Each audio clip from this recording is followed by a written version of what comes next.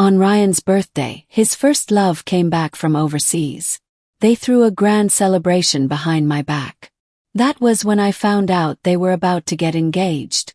And I, his actual girlfriend, was dragged out and made the punchline of the night. His friends laughed as they said it was just a stupid game back then. You lost, so you confessed. Who would have thought it would drag on this long? You're really getting engaged. She didn't throw a fit, cry, threaten to hang herself, or run away from home to force you into marrying her. Ryan blew out a smoke ring, his tone calm and indifferent. April's as obedient as a dog. She won't push for marriage. She's not going anywhere. In that moment it finally hit me. I was nothing more than a backup player in this whole game. Saying it didn't hurt would be a lie. My hands trembled as I held the tray. My eyes burned as I stared straight at the man sitting at the center of attention. The laughter in the private room came in waves, over and over again. And the joke was me, the girlfriend carrying a tray like a waitress. Chris, Ryan's best friend since childhood, leaned on his hand and asked casually, "Ben, you really never thought about giving her a real title?" "It was just for fun," Ben replied, blowing out another smoke ring. "Who would take it seriously? If she did, then she clearly doesn't know her place. That's her bad luck. The only person I've ever loved is Grace. She's the one I truly care about. I just want to marry her." He was drunk and his voice, tinged with intoxication, laid his feelings bare without a shred of hesitation. I clenched the tray tightly. My chest filled with a sour ache, like being pricked over and over by needles. Grace, glowing under everyone's gaze, let out a soft, confident laugh. Just like 8 years ago when Ryan had pursued her so publicly and intensely, she was radiant, dazzling. Ben pulled her into his arms and kissed her hard on the cheek, staking his claim. The room roared with excitement. Grace quickly turned and pecked his lips, but he grabbed her by the back of her neck and kissed her deeper, more aggressively, locking her in place. That kind of affection. I had never once experienced it. What I did have constantly was their ridicule and indifference. Every time he brought me to events, I just sit quietly in the corner, occasionally catching a few contemptuous glances. That day, I couldn't finish my shift. I got a coworker to cover me and went straight to the manager to hand in my resignation. He looked surprised but didn't ask why. He just told me this month's pay would be transferred to my account. Thankfully, they weren't going to dock my salary. After crunching the numbers, I realized I finally had enough to pay back the money I owed Ryan. After 8 years, I was finally waking up from this dream. It wasn't until I stepped outside that I realized I was bleeding. Then I suddenly remembered the day we first got together. It had snowed then too. At the mixer, everyone had been watching as Ben walked toward me, holding a huge bouquet of roses. His tone was sincere. "Like you. Will you be my girlfriend?" Panic. My face burned. I wanted to say no, but the words stuck in my throat. I couldn't speak. So he shoved the roses into my arms and sat beside me. He quickly figured out that every time he called me girlfriend, my ears would turn red. So he leaned into it, calling me that over and over. "Girlfriend, what do you want to eat? Girlfriend, what do you want to drink? Girlfriend, what do you like?" By the time we left, it was snowing heavily. He wrapped his scarf around my neck with such care. Those deep, affectionate eyes of his were filled with tenderness. "Girlfriend, I can't let you catch a cold." Turns out our entire relationship had started as a joke, just a game he lost. I was the last to know, and now all I felt was cold deep into my bones. He kept calling me girlfriend because he didn't even remember my name. What he didn't know was that this was the 11th year I had loved him. That night, when Ryan came home, he was holding a giant bouquet of roses and a necklace box. He looked so happy, and he put the necklace around my neck himself. I smoothed down my hair. "When I saw it in the jewelry store today, I knew right away it was perfect for you, baby," Ryan said. Unlike the joy I used to feel, this time my thoughts ran elsewhere. Did he go to the jewelry store because of his engagement to Grace? Did he need gold for that too? When he bought this, did he suddenly remember the fool beside him and feel a hint of guilt? I suddenly remembered the first time he gave me a necklace. It cost $200,000. When I heard the price, I jumped up and quickly took it off, placing it back in his palm. I can't accept this, it's too expensive. But Ben pressed me down into the chair and put it back around my neck with a bright smile. My April deserves the very best in the world. No matter how expensive it is, you're worth it. I turned my hand to hold his and looked up, staring into his eyes. My reflection was mirrored in his dark pupils, full of an unusual tenderness. Ben, is there something you want to tell me? He stiffened slightly, and for a moment I could sense his unease, but then he leaned down and gently kissed my forehead. Course I love you the most. The next second his phone rang loudly. Ben hesitated, frowned, and silenced the call. It rang again right away. He hung up once more annoyed this time. The third time he faltered. Go ahead and answer it, I said, fingering the necklace. What if it's important? He glanced at me quickly, then picked up. He walked away fast, but not fast enough. I still heard the familiar voice of a woman on the other end. When he came back, his brows were tightly furrowed, but his expression toward me was still the same open tenderness. My parents want to send me on a business trip, he said. Where to? I asked, my voice calm, though my chest throbbed with a deep stabbing pain. Tokyo, he answered. Everyone thought I met Ryan for the first time in college. That wasn't true. I first saw him back in 10th grade. At that time I wore thick, black-rimmed glasses and had heavy bangs that covered my forehead. My face was full of acne, and I blended into the crowd. My mom sold vegetables. Sometimes her clothes carried the smell of fish, and I'd end up with it too. Teenage boys love to mock that sort of thing. They call me names. Ugly girl, eel girl. Even though I started checking my clothes obsessively every day, terrified of any lingering scent, it didn't stop the teasing. One day Ben snapped. Day after day, all you guys do is bark like dogs. If you can't speak like humans, shut your mouths. You're real quick to mock others, but who the hell here is better than anyone else? Say one more word, and you're going against me. If you've got a problem, fight me. Those casual, offhand words lit up my world. No one dared to bully me after that. I made it through high school peacefully, quietly watching Ben and Grace's passionate 3-year-long relationship unfold. In our final year, I took off my glasses, cut my bangs, and my acne cleared up. I mustered all my courage, held up my phone, and asked Ben for a photo together. He hesitated, glancing toward the distance. That's when I noticed Grace. She was standing beneath a tree in a white dress, eyes red from crying. I wanted to back out of the photo and remind him, your girlfriend's crying. But he suddenly threw his arm over my shoulder, smiled, and snapped the picture. That was the first time I became a tool for their petty fight. And the first time I realized they'd broken up. When I told my dad, he was furious. His face turned red as he asked me why I'd applied to a college all the way in Jingxi. Before I filled out my application, I'd promised him I'd stay local. But now, even my niece wanted to go to Jingxi. He pulled out our photo and showed me the little red heart he'd drawn on the back. This is our fault. Your mom and I spoiled you too much. Kids like him, from rich families, they'll never truly love someone like you.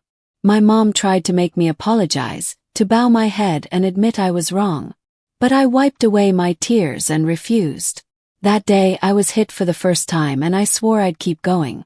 Even if it meant crashing head first into a wall, I wouldn't turn back. Now that I had truly hit rock bottom, all I felt was a deep aching pain, body and soul. Sure, we had sweet moments too. Plenty, in fact. But now when I think about them, they all feel like scenes from a play. He used to wear the ugly scarf I gave him, the one I knitted awkwardly when I had just learned how. He'd wear it proudly around his neck and boast, "My girlfriend made this." Jealous. He'd post the lumpy strawberry cake I baked, the entire table of mismatched dishes I cooked, and caption them on his feed. "My girl cooked, I eat well." He'd wear a childish black elastic hair tie on his wrist, just like mine because it matched. We'd take long walks through campus, fingers laced together. When someone asked for his WeChat, He'd wrap his arm around me tight and declare his claim. His life was marked all over with traces of me. Ben had money. He lacked nothing. All I had to offer was my whole heart. Every bit of love I could possibly give, without holding anything back.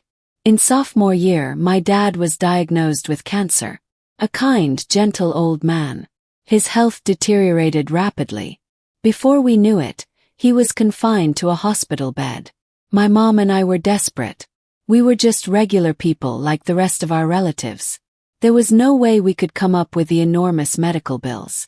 I borrowed from everyone I could. We were already buried in debt. Still, we were far from enough. That night it was pouring rain. Soaked to the bone, I found Ben in a pool hall. I stammered, trying to explain why I came. Some guy nearby let out a sharp whistle and sneered. "Here for money, huh? You know, people don't lend out of pity. How do we know you're not just faking it to squeeze cash out of Ben? Took you no time to show your true colors." I panicked, tears falling freely. I pulled out my nearly dead phone, trying to find the diagnosis report. Then I realized what they were suggesting. "How about you kneel for us? One kneel, $1,000. How much you get depends on you. If you don't dare, doesn't that mean the whole illness thing is fake? In the face of death, money becomes just paper." Sure, April was from a poor family, but that didn't mean she was stupid. To them, I had gotten close to Ryan for one reason. To them, I was just a nobody, not worthy of standing beside someone like Ben, who came from wealth. Eyes red, I almost knelt. But Ben grabbed me and pulled me up. His face was cold, expression dark with anger. He shoved a card into my hand and draped his coat over my shoulders. "If that's not enough, tell me. I'll have someone drive you back." At the time, I thought he truly didn't care about the class divide between us. At the time, I really believed he loved me. That night, after Ben finished his shower, he saw me sitting with my head down, wiping my tears. He immediately panicked and rushed over, gently brushing my cheeks with his thumb. "Why are you crying? Who upset you? Are you feeling sick? I'll take you to the hospital right now." His voice trembled with worry, like he was terrified I might disappear at any second. In that moment, he was all anxious care, as if the love we shared these past 8 years had never faded, as if we were still deeply in love. I didn't understand how he could still act so deeply in love, while his heart clearly still held Grace. How could he say things like, "April's like an obedient dog who won't leave me with no guilt at all"? Was it just because he knew I loved him too much to walk away? My whole body was cold, breath caught in my throat. I gripped the collar of his pajama shirt tightly. Ben immediately rubbed my back, trying to help me breathe. Seeing me cry so hard I couldn't even speak. He finally realized something was wrong. He asked carefully, "Is it because I'm going on this trip? Are you upset?" I didn't answer. Panicking, he whipped out his phone. "I'll call and cancel right now. Baby, don't cry. I won't go. We'll stay." I pressed down on his hand, hugged him and sobbed. "It's not that. It's not because you're going away on a trip. It's because all these years, no matter what I did, I couldn't warm your heart. I've been waiting for you to turn back, to sincerely love me. I've been waiting for you to like me the way you used to like Grace. But it's been 8 years, and I'm still just the backup in this game." That night, I cried in his arms, pouring out everything I'd held in. Ben, flustered and overwhelmed, held me tighter. That sharp ache in his chest told him something was slipping from his grasp. The next morning, I still saw him off for his trip. At the front door, he hugged me and gave me a gentle kiss. "When I get back, I'll bring you a gift. Just send me a message on WeChat if there's something you want, okay? And no crying while I'm away. Don't let your eyes get all puffy. If you miss me, just call me." His sweet, doting words didn't reach me. I only nodded vaguely, distracted, and watched him get into the car. "Ben, there is no after for us. I won't be waiting for you to come back." On the 3rd day after Ben left, I cleared everything of mine out of his place. I watched our photos fall into the fire. The flames danced warmly on my face, but my chest ached unbearably. Those old love letters I once begged him to write, yellowed with age, turned to ash. Suddenly I thought of Grace again. The woman who once lived at the very center of Ben's heart. The brilliant daughter of the prestigious Quinn family, top of her class, fluent in 5 languages. She could dance. She could play the piano. Just standing there, she could draw every eye in the room. Ben had written her countless love letters, all overflowing with affection. Even when his love was met with cold indifference, he still followed her, day after day, rain or shine, never turning back. As I stood up from the study desk, I accidentally knocked over one of Ben's treasured wooden boxes, something he never allowed me to touch. If I did, he'd get angry. The scattered photos stabbed at my heart. I bent down with shaking hands and picked them up one by one. Every single photo was of the 2 of them, Ben and Grace. Dates were written carefully on the back of each. Ben looked so genuinely happy in them. A thick stack of boarding passes lay nearby, wordless records of their long-distance yearning. No wonder he went abroad every year without fail. Even when we had plans during those days, he never hesitated to cancel them. I used to tease him, saying some beauty overseas must have stolen his heart. Now I knew it wasn't a joke. It was real. Must have been tough for him. Rushing back after seeing Grace just to meet me as if nothing happened. Then I remembered I'd once used a burner account to add Grace on social media. Almost without thinking, I curled up on the sofa and opened her latest post. The location was tagged in New York. In the photo, she and Ben were walking hand in hand. The caption, "with him."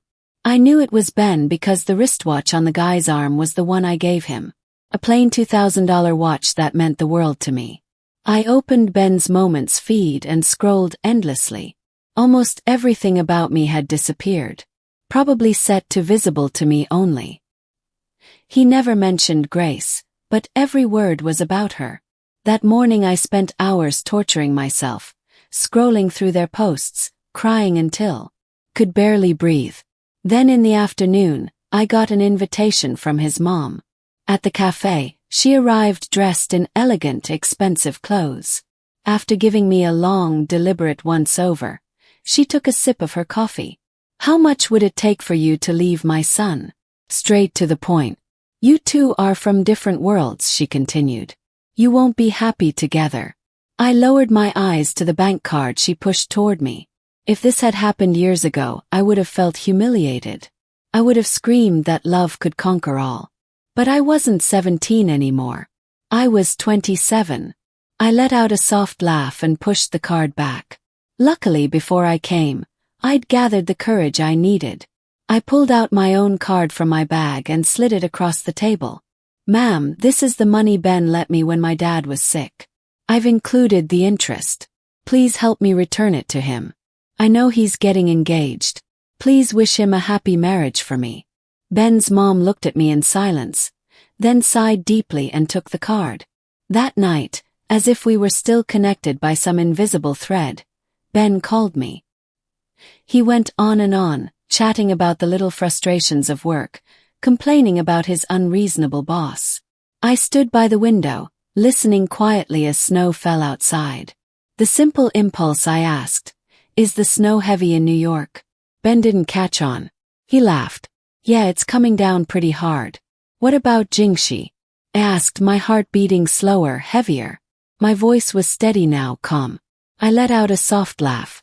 "Aren't you supposed to be in Tokyo?" There was a long silence on the other end. Only the sound of heavy breathing remained. Ben suddenly sounded anxious. "No, April, listen to me. Let's break up," I said, cutting him off. "Ben," I added quietly, "I don't love you anymore." I hung up before he could say another word. Right after, video call requests started popping up one after another, flooding my screen. My WeChat inbox exploded with messages. "What's with the attitude? What did I do wrong this time? Pick up. Don't block me." I replied with a single sentence. "Let's end things peacefully." Then I deleted and blocked him without hesitation. It was only by doing that, by being the one to end it, that I felt like I had finally won something in this game I was always meant to lose. That night I had a rare, gentle dream. In it I got everything I ever wanted. I walked down the aisle in a pure white wedding dress, holding onto my father's arm, heading toward Ben. He stood at the altar in a black tuxedo, dark and striking. My heartbeat pounded like drums in my chest. As I told myself, I was finally marrying the boy I dreamed of at 16. My dad's eyes were red as he placed my hand into Ben's. "Take good care of her," he said. "I will," Ben promised. "I'll never let her down in this lifetime." When I woke up, my pillow was soaked with tears. The next day, I was getting ready to go downstairs and grab some breakfast. But as soon as I opened the door, I saw a familiar figure. Ben, sitting outside my apartment smoking. The ground around him was littered with cigarette butts. He never smoked unless he was deeply troubled. Shouldn't he be happy? He finally shook me off. He could marry the woman he really loved. When he saw me open the door, he turned and shoved a warm breakfast into my arms, pushing me back inside with overwhelming force. "Why'd you break up with me?" he asked. His eyes bloodshot rings dark beneath them. He looked utterly exhausted. I looked him in the eyes. "Because I don't love you anymore." For the first time, Ben seemed stunned. The sweet, obedient girl he used to know was now standing before him like a wildcat, baring her claws. He'd waited at the airport all night, even paid extra to buy someone else's ticket so he could rush back. Now he didn't want to hear any of it. Suddenly, Ben grabbed my chin, forced me still, and bit my lip. Hard. Only when it started bleeding did he finally let go. He licked the blood off the corner of his mouth and scoffed. "Don't love me," he said, and shoved me down onto the sofa. His hand slid under my shirt. I instinctively tried to push him away, but he wouldn't budge. I kicked and thrashed, but he held firm. "You say you don't love me, but your body's saying something else," he sneered. He was humiliating me, his cold fingers sliding across my skin. "Get off me, Ben," I shouted, tears streaming down my face, stinging with pain and shame. That moment jolted him back. He sprang off me as if burned. "I'm sorry, April. I don't love you anymore," I said again, slowly and clearly. "You don't get to treat me like this just because I used to love you." It sounded ridiculous, even to my own ears. Pathetic. Because of course he could treat me this way. He never loved me. For 11 years I had chased after him, loved him in silence, handed him my heart wrapped in thorns. No matter how much it hurt, I convinced myself it was worth it. This loud, messy, one-sided love had always been mine alone. Ben took a step back, his voice softened. "Baby, don't do this to me, it's not fair." He reached for a cigarette, but then dropped it, letting it fall to the floor.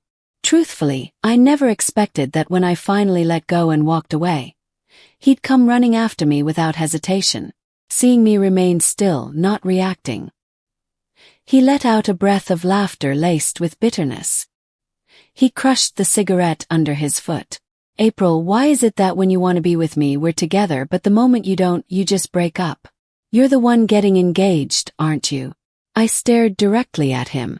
"Because I was obedient, because I didn't push for marriage, because I loved you so much I lost myself." "So what? That means I'll never leave you, that I'm supposed to be okay being your second choice, to throw away my dignity and be your mistress?" Ben froze. His hand hovered in midair, as if he wanted to touch me, but pulled back at the last second.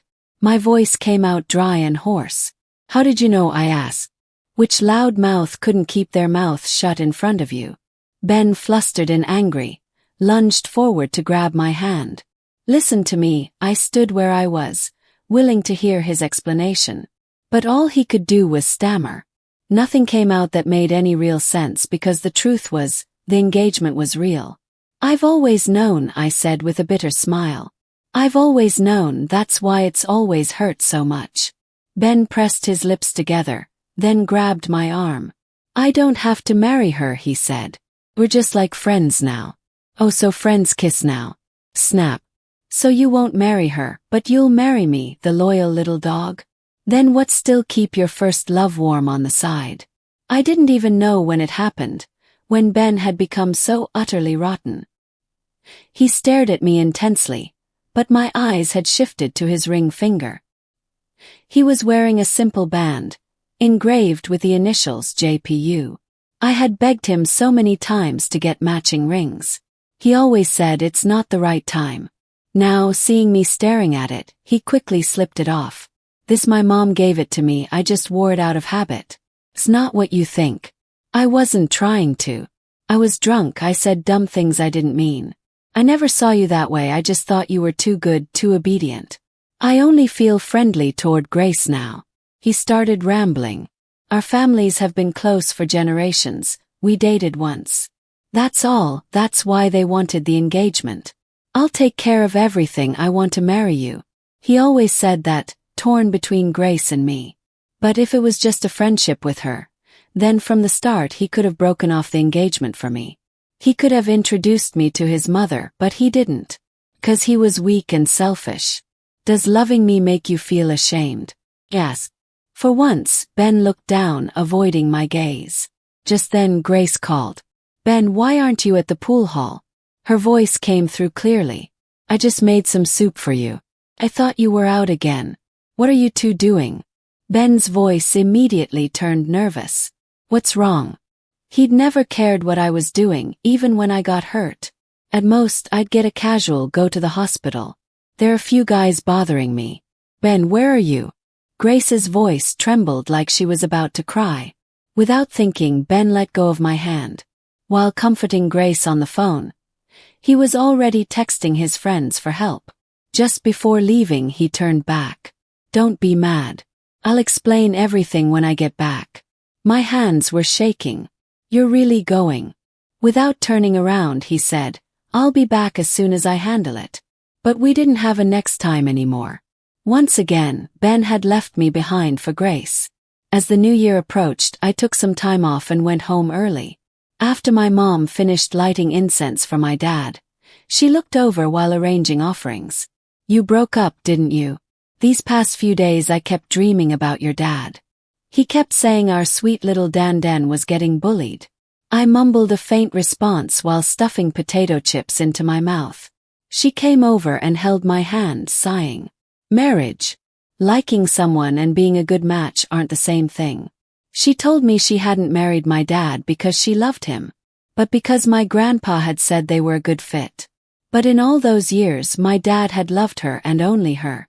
In everything, big or small, he gave in to her. "So if it's not right," my mom said gently, "let it go. Our Dan is a good girl. You deserve love." I hugged her tightly, hiding my tears in her shoulder. With a little laugh I teased, "Well then, if I can't find the right person, I won't marry anyone. I'll just stay here with you forever." "You're all I've got," she said softly. After lying around at home for days, I finally saw things clearly. I'm not Cinderella. One party won't bring me a prince. If Grace could summon him with a curl of her finger, and if my 11 years of love couldn't make him turn around, if not even once in all that time he could say he truly loved me, then I didn't want him anymore. Even trash has more worth than love like that. Reality isn't as beautiful as fairy tales. From now on, everything I want in life, I'll have to fight for it myself. No matter how Ben tried to reach out to me after that, I never responded. Because the truth is, a rich boy falling in love with Cinderella has never been anything more than a fantasy. He ended up completely drunk at a bar, a mess. With no other option, Chris called me. "April, he's been downing drinks like water. He's completely out of it. You know he already has stomach issues, right? He's just being stubborn. He still cares about you. He just won't say it. Can you come get him?" "No," I replied firmly. Proper ex should act like they're dead. No contact, no interference. Chris paused for a second. "Is your phone on speaker?" "No," I said.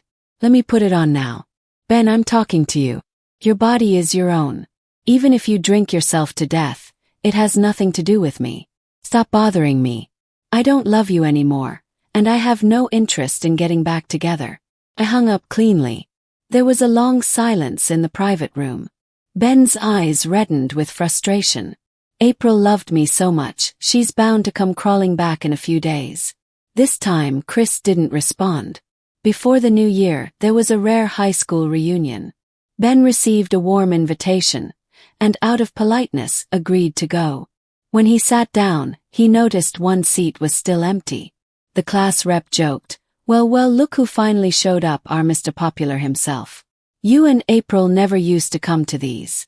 Ben tried to recall what I looked like in high school, but all he could see was a blur. Wait, was she even in our class? He asked uncertainly. Course, someone replied. Didn't you once stand up for her back then? Someone else chimed in. Back in the day, all April cared about was school and Ben. Honestly, I thought she had a crush on you. Guess I was right since you two ended up together. Ben's mind went completely blank. I had been 16 that year. I hadn't loved him for 8 years. It had been 11 years of my youth. On New Year's Day, fireworks burst through the night sky. As I looked out the window, I unexpectedly spotted a familiar figure downstairs. Ben was standing there, holding a massive bouquet of roses. When he saw me, he waved excitedly. He was wearing the same scarf I had knit for him all those years ago.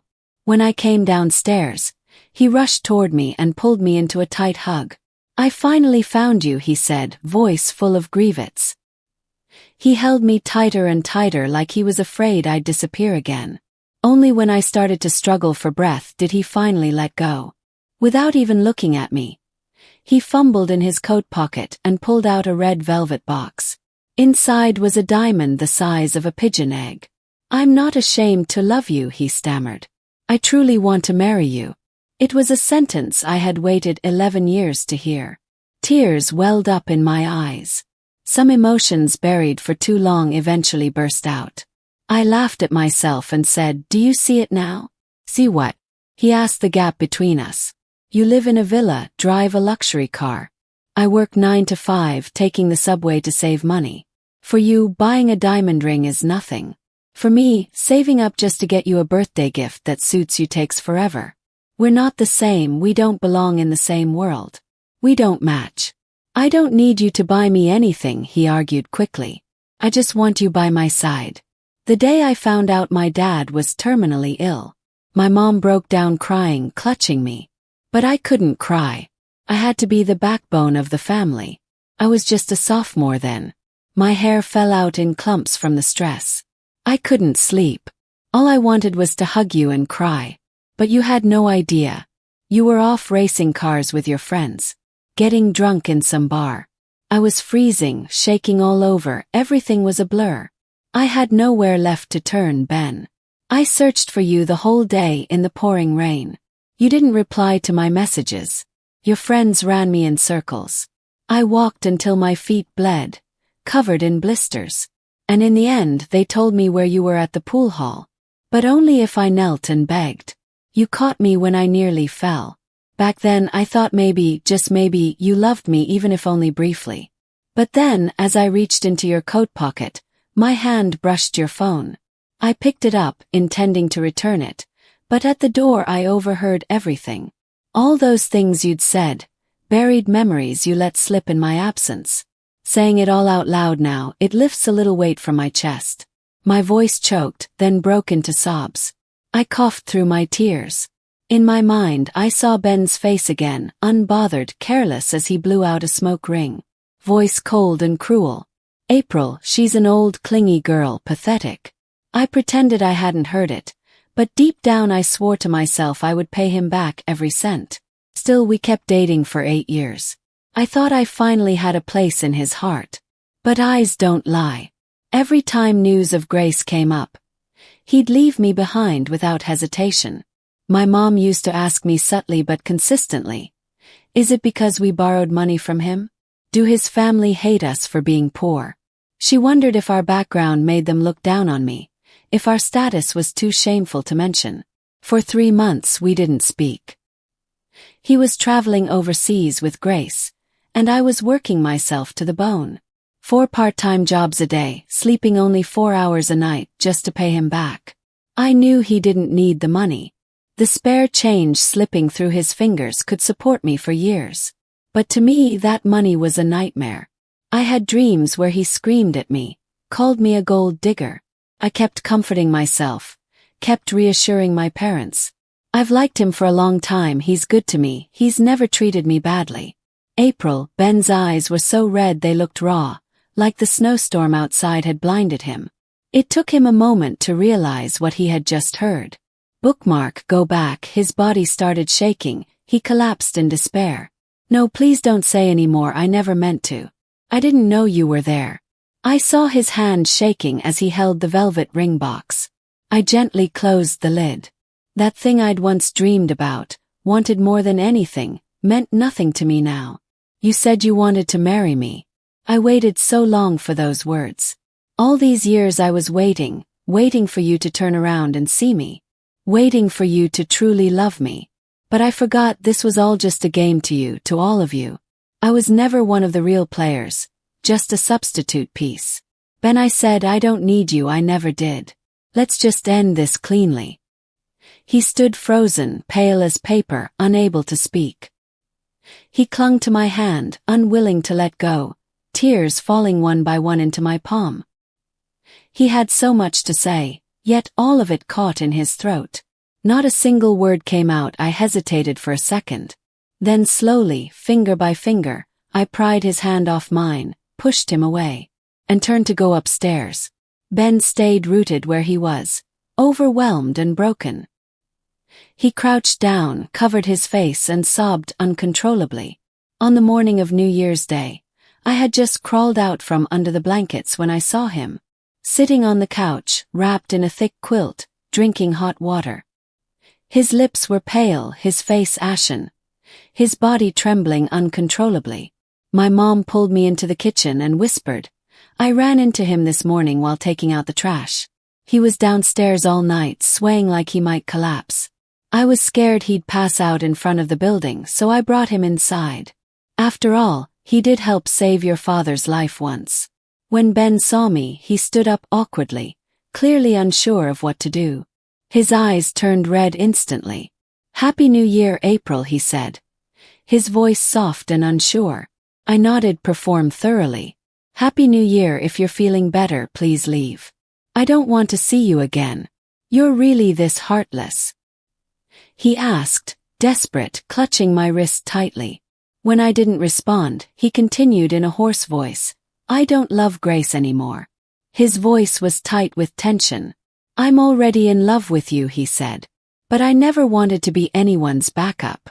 I'd hesitated so many times before, looked up hoping someone would finally see me, but no one ever did. The truth was, I didn't love him anymore. When I didn't respond, he asked cautiously, almost like he couldn't bear to hear the answer. Ben had spent the whole night downstairs, thinking, waiting. If it were anyone else, maybe he would have broken down completely. But in his heart, he still believed I was the kind of girl with pride. Someone who had simply bowed her head and bent her back for love. He was wrong. I didn't love him. My answer was firm.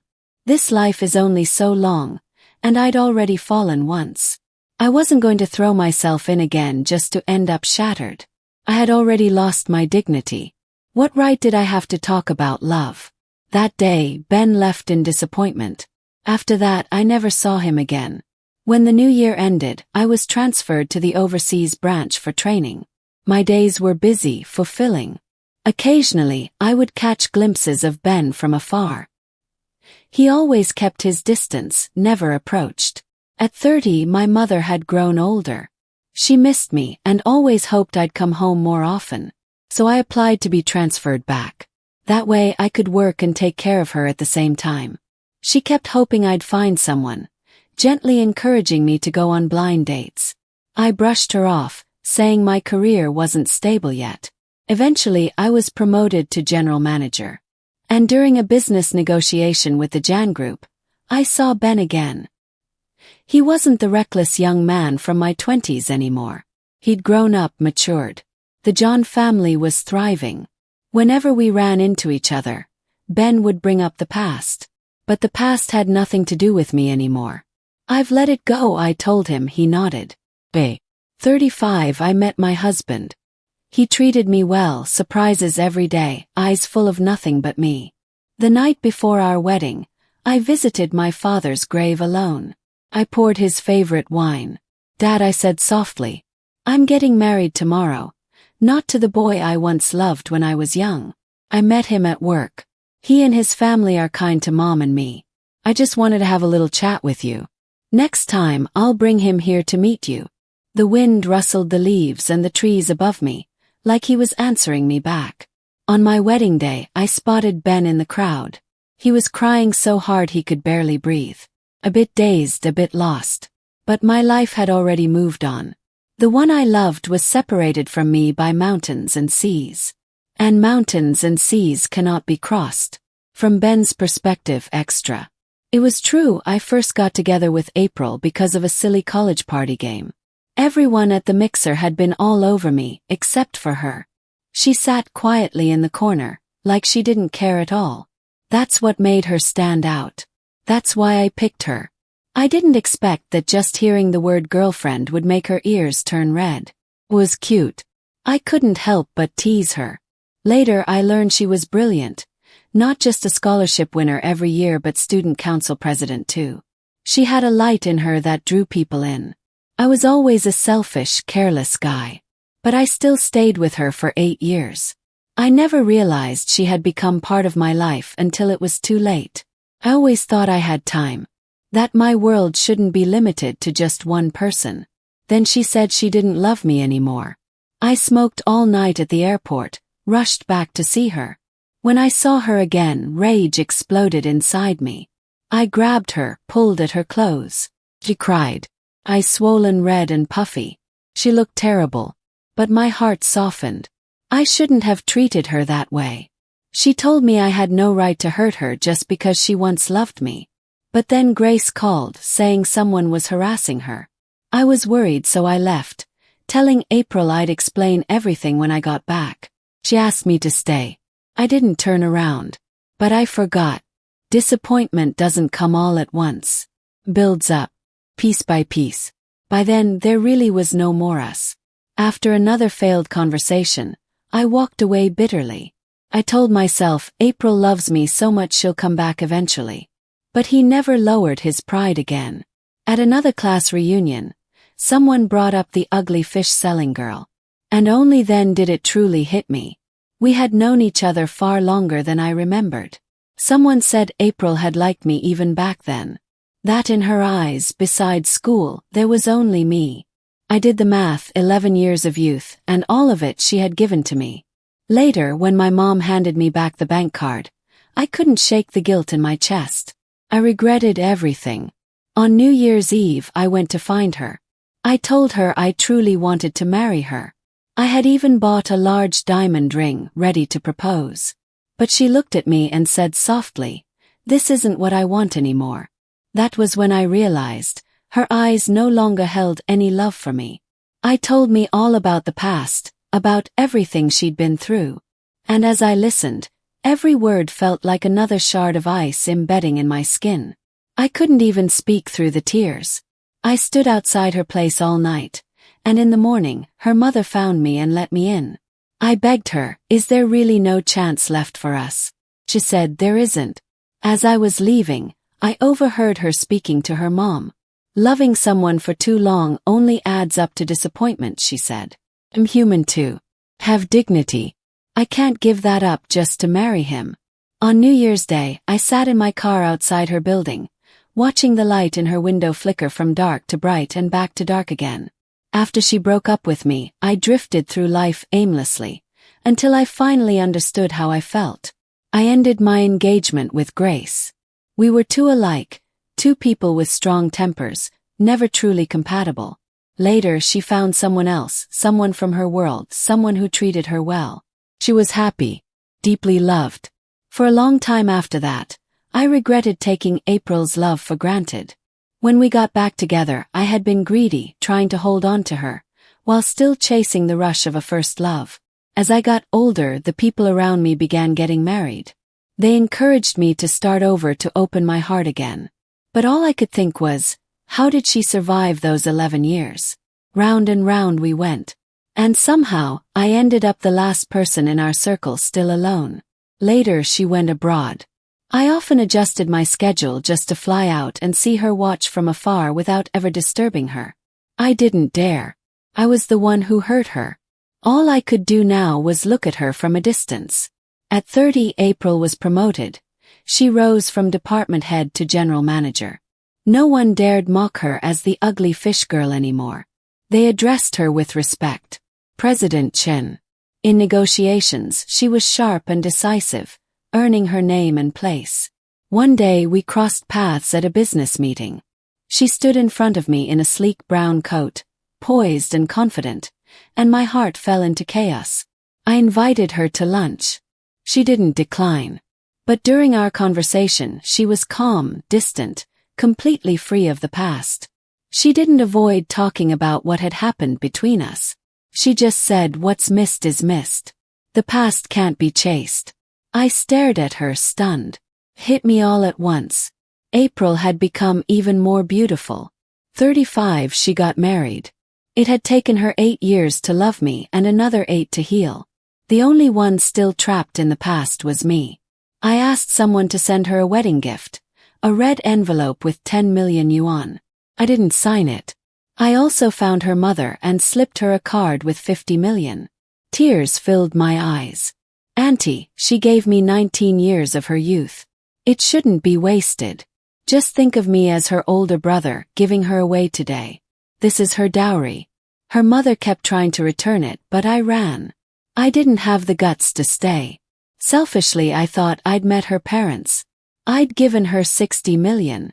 Maybe in some twisted way, I had married her too. She stood on that stage in a stunning wedding gown, veiled in white, radiant and dazzling. I finally understood what people meant online when they said loving someone is like tending to a flower. April had bloomed, more beautiful than she'd ever been.